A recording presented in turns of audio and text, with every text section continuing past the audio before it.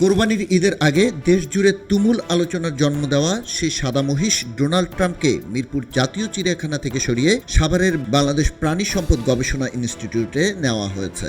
গত 21 জুন প্রাণী সম্পদ মন্ত্রণালয়ের নির্দেশনায় জাতীয় চিড়িয়াখানা থেকে আলোচিত অ্যালবিনো মহিষটিকে আনুষ্ঠানিকভাবে প্রাণী গবেষণা ইনস্টিটিউটের কাছে হস্তান্তর করা হয়। বর্তমানে মহিষটিকে কঠোর পর্যবেক্ষণে কোয়ারেন্টাইনে রাখা হয়েছে। ইতিমধ্যে মহিষটির বর্তমান অবস্থা পর্যবেক্ষণ ও গবেষণার লক্ষ্যে 13 সদস্যের একটি কমিটিও গঠন করা হয়েছে। গবেষকরা বলছেন, আগামী 14 থেকে 21 দিন মহিষটির স্বাস্থ্য, রোগমুক্ত অবস্থা ও প্রজনন সক্ষমতা নিবিড়ভাবে পরীক্ষা করা হবে।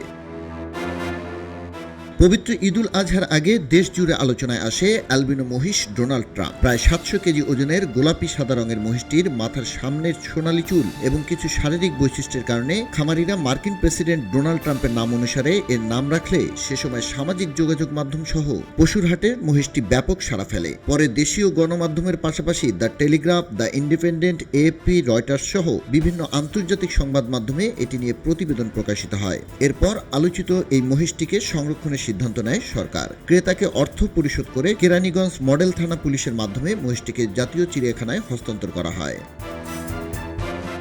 তবে সরকারি উদ্যোগে সংরক্ষিত এই মহিষটি চিড়িয়াখানায় প্রদর্শনের সময় নামের বানান নিয়ে নতুন বিতর্কেরও জন্ম হয়। সামাজিক যোগাযোগ মাধ্যমে ব্যাপক আলোচনা সমালোচনার পর শেষ পর্যন্ত ডোনাল্ড ট্রাম্প নাম বাদ দিয়ে রাখা হয় সাদা মহিষ।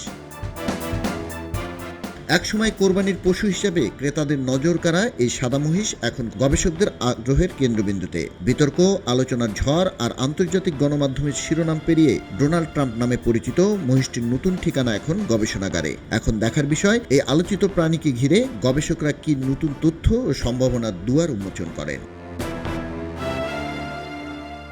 খবরের কাগজ, নিখাত, নির্ভীক, নিরপেক্ষ।